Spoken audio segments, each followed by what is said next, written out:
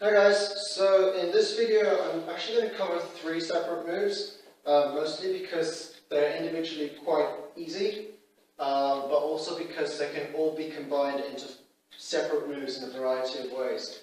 So we're going to be covering the ninja freeze, the hook get down, and the high chair freeze. So just to start with our get down, with the hook is a move it's kind of a motion that's done in lots of other moves. And the basic principle is getting one leg, and just swinging it around the other leg so that one leg is hooked into the back of the knee of the other one, or this leg hooks around the foot, whichever way you want to think about it. And so, if we're doing that as a get down, we're going to step back a bit, and we're going to be going to the floor with our hands as we bring that leg around. You might find it easier if you've got kind of like tight hamstrings and tight calves.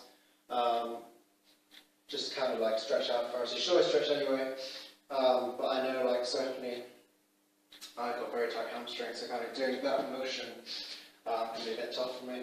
So make sure you stretch out, and then take a step back, and you're kind of going to swing into it, and as you do that, you're going to come to the ground with your hands to catch you. So just doing that from the side, we're going to step back, and then as we swing, we're going to come down with our hands.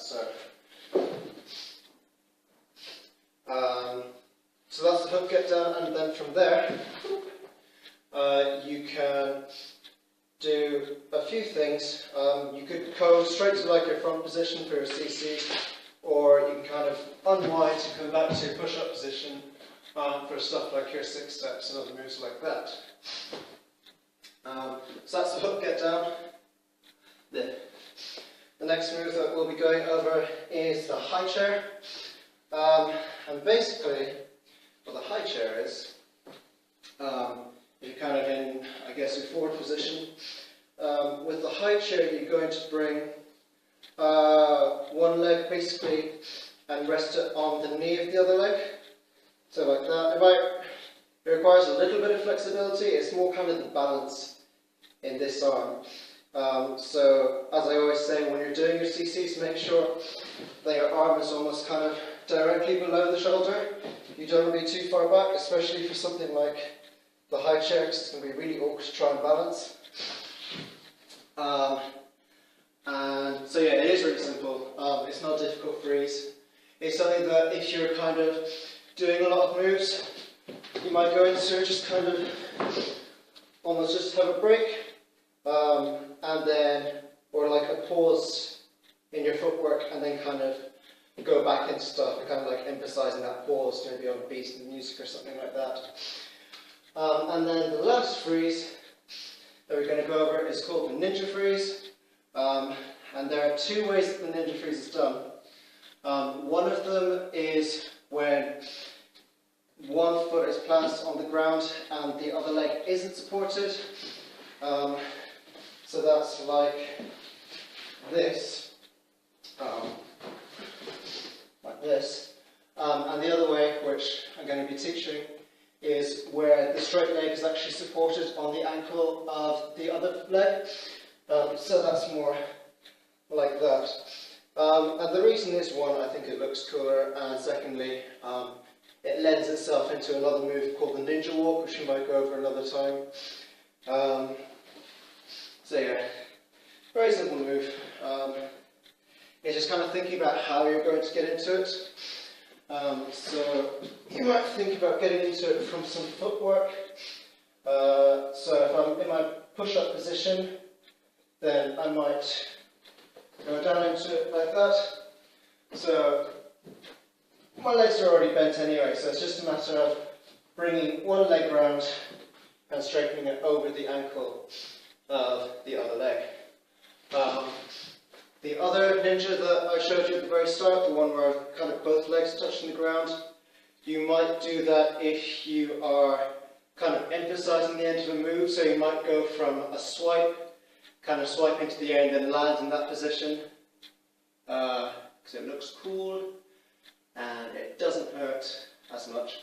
But if you're trying to land that in that position, it would be an absolute pain in the ass.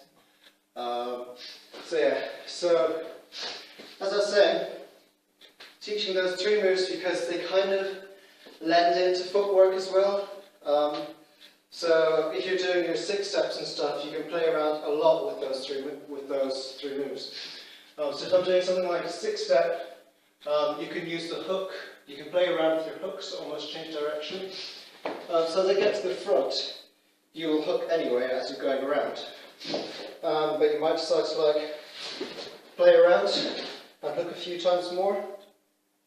And you might even decide to hook and then go back the other way. So it's always nice to kind of change direction in your footwork. Similarly, as you're doing that, you could even add in a few high chairs. So you might hook, add a high chair, hook again, and then continue your 6 step. And then, as we showed when I was going to the ninja freeze from that push-up position, we might do our 6 step, and then, oops, go into our ninja freeze, so that's totally intentional. That's what breakdancing is all about. You make mistakes, you make it your own. So yeah, I'll try to do that again. We'll have that exact thing. And then from here, we're just going to extend that other leg behind. So just to do that one more time, I'll show you from the other direction.